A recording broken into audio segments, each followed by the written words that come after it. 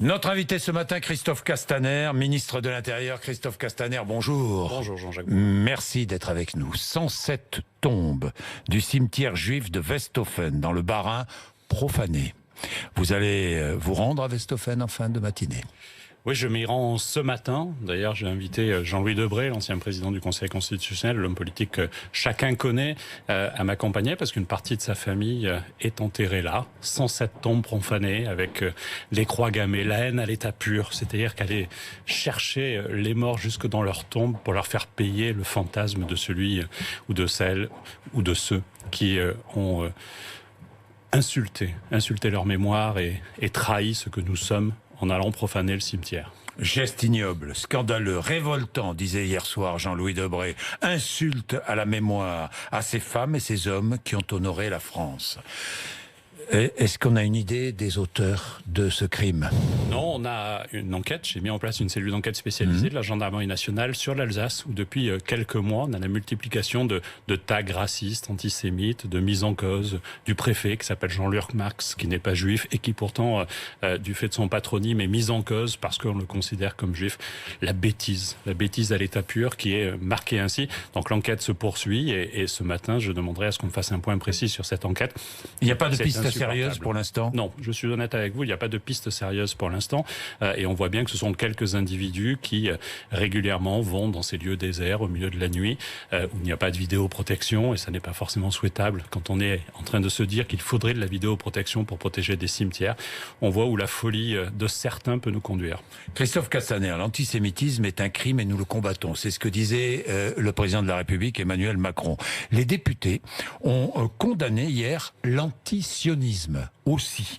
L'antisionisme est-elle l'une des formes de l'antisémitisme? Alors, je voudrais vous corriger, parce qu'en fait, l'article unique de la PPR qui a été présenté hier ne parle pas ni de l'antisionisme, ni même de l'État d'Israël. Mais du détournement que l'on pourrait faire de la critique de l'État d'Israël parce que juif. Et donc, c'est une définition internationale que nous avons adoptée hier, que j'ai présentée et approuvée au nom du gouvernement, pour éviter qu'on détourne par la critique d'Israël, par la critique des juifs au sens large, de l'antisémitisme pur. Et donc, c'est une façon supplémentaire de renforcer notre arsenal de pensée justement, et de combat contre l'antisémitisme. Donc l'antisionisme n'est pas un crime.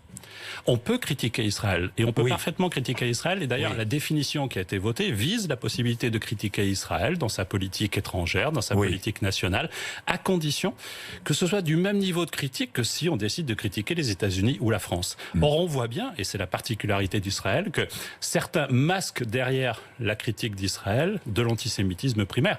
Et on l'a vu récemment, je pense à Alain Finkielkraut, la façon dont on lui dit « espèce de sioniste, rentre dans ton pays », on sait bien qu'en réalité, ça n'est pas la référence à Israël, mais c'est la référence au fait qu'il soit juif. Christophe Castaner, demain, grève, manifestation dans toute la France. Combien de rassemblements prévus? 200, 300 défilés, rassemblements? 245 hier soir avaient été déclarés auprès des services de la préfecture. Et donc, il est important de préciser cela. C'est une journée 245 rassemblements et défilés. Tels qu'ils sont enregistrés au moment où je vous parle. Enfin, hier soir, mais je ne pense pas que cette nuit, il y en a eu beaucoup plus. Partout en France, à Paris évidemment, mais partout en France, dans les grandes villes de province, dans les préfectures départementales. Ce sont des journées nationales d'action contre le projet de réforme du système de retraite. Nous allons en parler. Mais ce sont des journées qui sont organisées par les syndicats, les partenaires sociaux, qui ont une certaine expérience de cela et avec lesquels nous avons travaillé pour les préparer au mieux, ces manifestations. Bien, Christophe Castaner, à Paris, rassemblement, donc, jusqu'à la place de la Nation. J'ai vu 55 forces lourdes, CRS et gendarmes mobiles déployés, c'est cela, hein? Non, ça veut dire quoi? Non, j'ai vu des chiffres. Oui, mais je ne vais pas combien confirmer ces chiffres. Alors combien d'hommes? Plusieurs milliers, je ne rentre pas dans cette comptabilité. 7-8 000 hommes. Nous savons qu'il y aura 7-8 000 hommes. Mais nous savons qu'il y aura beaucoup de monde dans les manifestations, et nous connaissons les risques. Nous savons aussi que des Black Blocs, des gilets jaunes radicaux ont décidé de se joindre aux manifestations à Paris. Vous le savez déjà, Paris. Il y aura des Black Blocs et des radicaux. Mais ils l'ont annoncé. Les gilets jaunes, par exemple, l'ont annoncé. Vous les estimez à combien? Mais en fait, il y a Paris, il y a le reste de la France. Moi, je m'occupe de la totalité du territoire national. Donc, ce sont quelques centaines de personnes supplémentaires sur toute à Paris. La France. Mais à Paris, et peut-être quelques milliers sur l'ensemble du territoire national. Mais ce que nous savons, c'est qu'en réalité, le vrai problème, c'est quand vous avez 200 personnes qui viennent pour casser au milieu de 5000 et qu'elles se mélangent à la foule, c'est très difficile de gérer cela. Et donc, nous avons mis en place un dispositif à Paris sous l'autorité du préfet de police, à qui j'ai demandé d'ailleurs de s'exprimer cet après-midi auprès de la presse pour présenter le dispositif.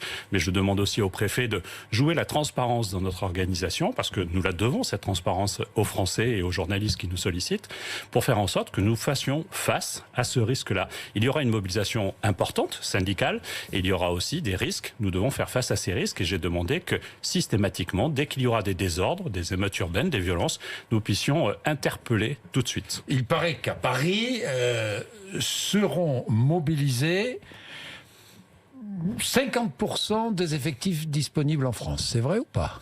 Non, d'abord parce que... Non, parce que j'ai lu ça, moi j'ai lu beaucoup de choses. Oui, parce qu'il faut distinguer les forces mobiles, c'est-à-dire les CRS et les escadrons de gendarmerie nationale, de l'ensemble des forces qui sont mobilisées sur le territoire. Vous savez, chaque jour de grandes manifestations, ce sont plusieurs dizaines de milliers de policiers et de gendarmes que nous mobilisons sur tout le territoire. Et sur Paris, en moyenne, c'est 4-5 000 pour les grandes manifestations. Donc ça n'est pas la moitié. Par contre, il y a des spécificités sur Paris où il est beaucoup plus difficile de défendre certaines rues, certains axes, certaines institutions, mais vous avez des forces qui sont immobilisées. Vous craignez que certains aient envie de marcher vers l'Élysée, sur l'Élysée? Écoutez, on l'a vu à certains moments de manifestation, mais là, la journée nationale d'action... Mais nous les prenons toujours, les précautions pour cela, mais pas que sur les institutions de la République. Nous protégeons aussi, quand il y a des menaces, le siège de BFM TV, et c'est normal. Autant de policiers que le 8 décembre 2018, à peu près. Non, nous ne sommes pas dans le même étiage. Pas dans le même étiage. Et surtout, nous sommes dans un schéma différent. C'est que nous sommes là aujourd'hui sur, je vous l'ai dit, 235 lieux de mobilisation sur lesquels nous devons être présents. Bien. Tout le monde s'interroge à propos des Black Blocs. On ne peut pas savoir qui ils sont, les arrêter en amont. Non, parce qu'on arrête les gens quand ils commettent des délits et ensuite on les met à disposition de la justice. La loi ne le permet pas. Vous savez qu'il y a quelques semaines, il y a quelques mois, nous avions porté une loi, c'était une proposition de loi d'ailleurs d'un parlementaire de l'opposition au Sénat, le président du groupe Les Républicains, et j'ai porté cette loi qui prévoyait la possibilité pour les préfets d'interdire de manifestation des gens dont on avait identifié la semaine précédente, par exemple, des comportements à risque, pour faire simple. Cet article a été cassé par le Conseil constitutionnel. Donc moi, ministre de l'Intérieur, j'essaye d'appliquer la loi le mieux possible, et donc je ne fais pas d'arrestations préventives qui ne sont pas autorisées par la loi, et je ne fais pas d'interdictions préventives qui ne sont pas autorisées par la loi. Christophe Castaner, samedi, nouvelle manifestation des Gilets jaunes, à Paris, ailleurs. Ça vous inquiète aussi ? Vous savez, depuis un peu plus d'un an maintenant, tous les samedis, il y a des manifestations de gilets jaunes, même au cœur de l'été, même si on en a parlé. Ce sont quelques milliers de personnes qui se rassemblent un peu partout en France et qui nous obligent d'ailleurs, parce qu'ils sont de plus en plus radicaux, de plus en plus violents, et on l'a vu pour leur journée anniversaire, le 17 novembre, il y a un peu moins d'un mois, nous sommes obligés de mettre en place des forces. C'est très consommateur de forces de sécurité, et objectivement, je préférais que ces forces de sécurité, elles soient la nuit dans les quartiers auprès des Français, plutôt que le samedi mobilisées pour empêcher quelques centaines de personnes de casser, parce que on voit bien que ceux qui restent se sont radicalisés et pratiquent la violence instantanée. Le 17 novembre, place d'Italie, la manifestation devait partir à 14h. Dès 10h du matin, ils sont venus. Ils ont commencé par neutraliser le système de vidéosurveillance, de vidéoprotection de la place d'Italie, et ils ont tout de suite cassé. Mais nous les interpellons aussi, et vous avez en tête ces images de celui qui cassait la stèle hommage au maréchal Juin. Il a été arrêté depuis, il a été mis à disposition de la justice. Des caméras d'ailleurs, tactiques, ont été installées à certains endroits. Comme à toutes les manifestations. Là, on en a parlé, mais à toutes les manifestations, là où il n'y a pas de caméras de vidéoprotection, nous mettons des caméras indépendantes, directement gérées par la préfecture de police. Christophe Castaner, l'usage des LBD, des grenades de désencerclement, des grenades explosives, sera-t-il à l'avenir ou pour ces manifestations-là plus strictement encadré ou pas ? D'abord, une grenade explosive, je ne sais pas ce dont il s'agit, mais grenade, de désencerclement. Mais elles sont déjà, tous ces outils qui sont des moyens de défense de nos forces de sécurité, sont déjà utilisés et très encadrés. Mais vous savez, le LBD, par exemple, est utilisé chaque jour, chaque nuit, pour protéger nos policiers et pour éviter, quand ils sont attaqués, d'utiliser leur arme administrative, c'était leur revolver, mais aussi pour neutraliser quelqu'un qui cherche à s'enfuir. Tous les jours, toutes les nuits, nous l'utilisons, et dans les manifestations, de façon très réglementée, nous devons le faire. Mais puisque je suis au micro, j'en profite pour rappeler vraiment toutes les forces de sécurité intérieure à l'usage adapté et réglementaire de cette force. Cette force, ça veut dire que l'usage n'a pas toujours été adapté ni réglementaire. Il peut y avoir des fautes. Quand il y a des fautes, il y a des enquêtes. Elles sont ensuite clôturées et mises à disposition de la justice. Vous savez qu'il y a 330 enquêtes de l'IGPN depuis le début du mouvement des Gilets jaunes. Mais ramenons ce chiffre, 330 à 55 000 manifestations. Ramenons ce chiffre à la réalité de la violence que les forces de sécurité intérieure ont subie presque à toutes les manifestations, de façon systématique et extrêmement violente. Des cocktails Molotov et de nombreuses autres armes par destination utilisées. Donc voilà la réalité aussi. Mais on n'est pas dans un combat entre deux bandes. Il n'y a pas d'un côté la bande des policiers, de l'autre la bande des casseurs. Non. La police, la gendarmerie sont les seuls dans ce pays habilités à utiliser la force pour protéger les Français et pour protéger les institutions. Est-ce que le régime spécial ou particulier des policiers sera maintenu? C'est pas un régime spécial. C'est un régime qui reconnaît particulier. C'est un régime qui reconnaît la particularité de ce métier. Voilà. On n'est pas policier jusqu'à 62 ans. Aujourd'hui, il y a un âge anticipé de départ et donc il nous faut maintenir ce système anticipé. Il sera de départ. maintenu. Il sera maintenu pour prendre en compte la dangerosité de ce métier. Je connais peu de métiers aussi dangereux. Je l'ai dit aux partenaires sociaux, ils le savent. Le président de la République et le Premier ministre ont affirmé aussi le fait que nous prendrons en compte la dangerosité pour calculer l'âge de départ à la retraite de le système particulier, il est simple. Policiers. Quand on est policier, on a droit à une annuité de cotisation offerte tous les 5 ans. On est bien d'accord. Avec un plafonnement à 5 annuités. Est-ce que ce système-là sera conservé? Le principe du système doit être conservé. Le principe, c'est-à-dire moi j'aime bien les détails. Mais moi, je vais être concret aussi, cher Jean-Jacques Bourdin. Aujourd'hui, vous avez un calcul par trimestre. Dès lors qu'on n'est plus dans un calcul par trimestre et qu'on est dans le système universel que nous voulons porter, il faut du coup que l'employeur cotise pour l'employé, donc pour le policier. Et donc, on n'est plus dans une comptabilité de trimestre, mais nous arriverons au même résultat pour ceux qui sont dans des positions sur lesquelles nous prenons en compte la dangerosité. Et c'est normal. Uniquement pour les policiers qui sont confrontés à la dangerosité. Mais tous les policiers sont confrontés à la dangerosité, non? Ça peut se discuter pour quelqu'un qui fait des tâches administratives au siège, place Beauvau, au ministère de l'Intérieur. Au ministère de l'Intérieur peut-être, mais dans un commissariat. Dans 80... Vous pouvez être tout à coup parce qu'il y a une urgence, tous les policiers, même ceux qui sont dans les bureaux. Mais là, je pense que vous cherchez à convaitre les auditeurs, pas moi, je suis convaincu comme vous. Bon, d'accord, non, mais je évidemment à protéger les policiers, enfin les protéger. Mais moi, vous savez, je passe beaucoup de temps à les défendre. Mais je vous en remercie parce qu'il m'arrive de devoir le faire moi-même parce qu'ils sont souvent attaqués par les journalistes. Je ne parle pas pour vous, Jean-Jacques Bourdin. Et donc ils savent que je les défends. Je les défends pour leur honneur, je les défends pour leur façon de travailler et je les défends aussi pour leur retraite. Comme je les ai défendus pour leur pouvoir d'achat en négociant avec eux une augmentation de salaire moyenne d'un peu plus de 100 € opérationnels net par mois, comme je les ai défendus quand je change les cycles horaires pour qu'ils puissent avoir un week-end sur 2 de repos à passer avec leur famille alors qu'ils étaient un week-end sur 6, comme je les ai défendus en étant le Premier ministre de l'Intérieur qui paye enfin les heures supplémentaires, alors que depuis 2005, certaines n'avaient pas été payées. Bon, alors pour avoir une annuité de cotisation offerte, on est bien d'accord, il faut être un policier qui prend des risques, quoi, si je comprends bien. On doit prendre en compte la dangerosité, pas forcément le statut. Mais je considère que 90-95% de nos policiers aujourd'hui sont engagés dans des fonctions de dangerosité. Donc ça veut dire que 95% des policiers vont garder ce régime particulier. Et je travaille actuellement avec les policiers 95% des policiers. Cela. Mais c'est mon objectif de défendre cette dangerosité et de défendre nos policiers et nos gendarmes aussi, qui ont un statut différent, mais que nous devons défendre. Alors, tiens, à propos des gendarmes, pourquoi est-ce que les CRS n'ont pas le même temps de repos que les gendarmes? J'ai bien entendu, vous le avez faire entendu, tout à l'heure. Mais il a raison, c'est pas normal, non? Mais c'est une question qu'il m'a posée la semaine dernière, je l'ai reçue la semaine dernière avec les autres organisations syndicales, et je lui ai promis un groupe de travail spécifique. Je lui ai même écrit sur ce sujet, donc il a oublié d'en parler, peut-être que la lettre n'était pas arrivée ce matin, et donc au mois de décembre, nous aurons un groupe de travail pour que nous prenions en compte cette spécificité-là. Et les heures supplémentaires, donc, pour y revenir encore une fois, mais on peut une partie versée avant la fin de l'année, on est bien d'accord? Quel pourcentage? 50 millions d'euros qui ont été dégagés dans le budget. 3,5 millions d'heures. En fait, c'est la totalité des heures qui ont été générées en 2019, et j'anticipe d'ailleurs d'ici la fin de l'année, qui ont été payées. Et avant? Et je vous le dis, alors, c'est une vraie question. Il faut prendre le temps. D'abord, je rappelle que je suis le Premier ministre de l'Intérieur qui honore cette dette pour certains qui a commencé en 2005. Ensuite, j'ai fait en sorte que non seulement nous puissions apurer le stock d'heures supplémentaires, mais que nous puissions éviter qu'ils se reproduisent et qu'ils soient payés l'année prochaine. L'année prochaine, pour la première fois, dans le budget du ministère de l'Intérieur, nous avons prévu 26,5 millions d'euros pour payer les heures supplémentaires qui seront générées en 2020. C'est une première. Et il nous faudra poursuivre l'apurement du stock. C'est une dette. C'est une dette que nous avons vis-à-vis de nos policiers et je m'honore d'être celui qui la paye. Christophe Castaner, le combat contre l'islamisme, une priorité. C'est une circulaire que vous avez envoyée au préfet. Moi, je veux bien une priorité, mais que vous permet la loi ? Pas grand-chose. Non, la loi nous permet beaucoup de choses. Et au contraire, plutôt que de m'emballer sur l'idée de faire par exemple, nouvelle loi... association. Dans une association, vous avez, je sais pas, le président d'une association qui prône la charia. Vous faites quoi contre lui ?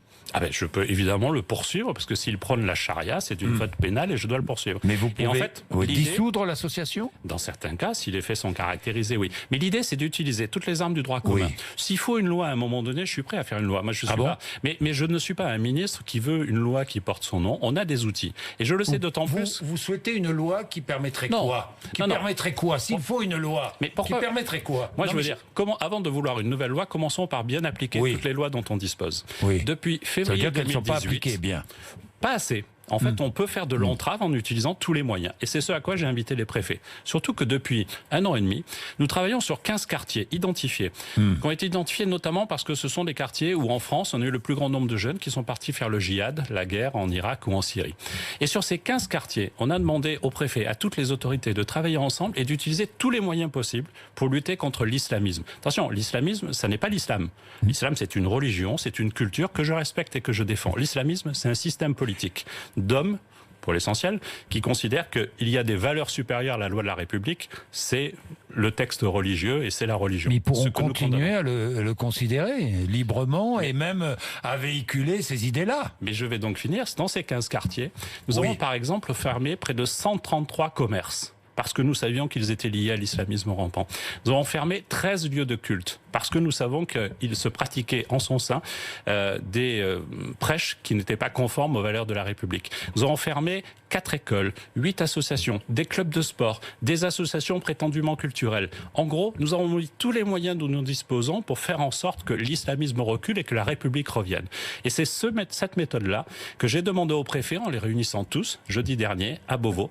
Je leur ai demandé de l'appliquer partout en France. Parce que le risque de l'islamisme rampant, c'est-à-dire de femmes et d'hommes surtout qui veulent imposer une loi qui n'est pas la loi de la République, qui contestent par exemple le principe fondamental de l'égalité entre les femmes et les hommes, il est partout en France. Pas de façon spectaculaire, pas de façon massive, mais nous devons l'empêcher de se développer.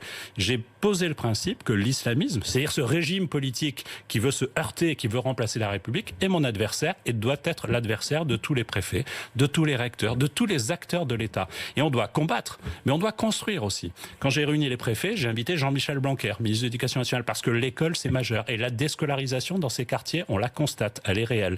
Donc il faut que l'école soit omniprésente. Il faut aussi construire, aménager. Julien Denormandie, ministre de la Ville, était aussi à mes côtés pour agir. La garde des Sceaux, Marlène Schiappa, nous avions la volonté de mener un combat tout azimut dans ces quartiers pour la République. Bien, Christophe Castaner, l'enquête sur Michael Harpon. Où est-ce qu'on en est ? Terroriste ou schizophrène ? La question est toujours posée. Quel était le degré de radicalisation de l'auteur de la tuerie de la préfecture de police de Paris ? Je pense que vous savez que je ne vais pas répondre à votre question, parce qu'il y a une enquête judiciaire. Elle est placée sous l'autorité du procureur antiterroriste et elle n'est pas close. Donc quand elle sera close, le procureur aura l'occasion de communiquer sur ce sujet. Par contre, ce que je sais, c'est que nous avons renforcé, le préfet de police a renforcé les moyens de détection de tout signe de radicalisation, comme nous le faisons déjà à un haut niveau dans la police, dans la gendarmerie, et nous devons le faire. Combien de signalements de radicalisation dans la police aujourd'hui ? On en est à combien ? Vous avez des chiffres ? On a une plateforme de signalement. Vous savez, il y a même une plateforme en France, Stop Djihadisme, qui existe avec un numéro vert. Évidemment, après l'attentat à la préfecture de police, nous avons très fortement augmenté les signalements. Mais attention, un signalement n'est pas un signe de radicalisation. Ensuite, dans la police, à peu près 40 cas ont été signalés, ont fait l'objet d'une enquête, et tous ne sont pas considérés, au terme de l'enquête, comme étant des radicaux qui présenteraient un risque. Et selon les cas, pour une bonne moitié, on a fait en sorte qu'ils ne soient plus dans la police. On a utilisé là encore tous les moyens à notre disposition. Et je dis nous, radiés, parce que ça a débuté exclus, exclus. Un peu plus de 20 policiers radiés exclus. Oui, qui sont partis, à qui on a fait des départs aidés. On a utilisé tous les moyens possibles et on a la possibilité. Sur des gendarmes, plusieurs, je ne vais pas rentrer dans le détail, ont été écartés de responsabilités à risque. Et certains, et je peux vous dire que la gendarmerie sait aussi s'y faire, quand elle doit écarter quelqu'un qui serait considéré comme présentant un risque. Et donc, nous n'hésitons pas. Et je ne souhaite pas qu'on hésite parce qu'il s'agit de la sécurité, d'abord des policiers et des gendarmes eux-mêmes, mais des Français derrière. La mort de Steve à Nantes, le commissaire chargé de l'enquête a-t-il été muté? Oui, il n'est plus dans ses fonctions où il était précédemment. Oui, c'est fait. Oui, sanctionné. Il a pas, sanctionné. Après ma décision, il n'a pas repris son poste. Oui, et il ne souhaitait pas partir. J'ai fait en sorte qu'il parte, c'est normal. Il fallait, sur ce sujet où des fautes sont apparues de discernement dans l'analyse, il était nécessaire d'apaiser aussi la situation. Et puis, je pense aussi aux parents de Steve Maia-Canico. Je pense à ses amis, à ses proches. Il est mort dans le cadre d'une intervention policière. Je ne sais pas si c'est lié, l'enquête le dira, alors qu'il venait faire la fête. C'est insupportable. Et donc, il était nécessaire que nous agissions. J'ai agi. 8h54, merci Christophe Castaner d'être venu nous voir ce matin sur RMC et BFM TV.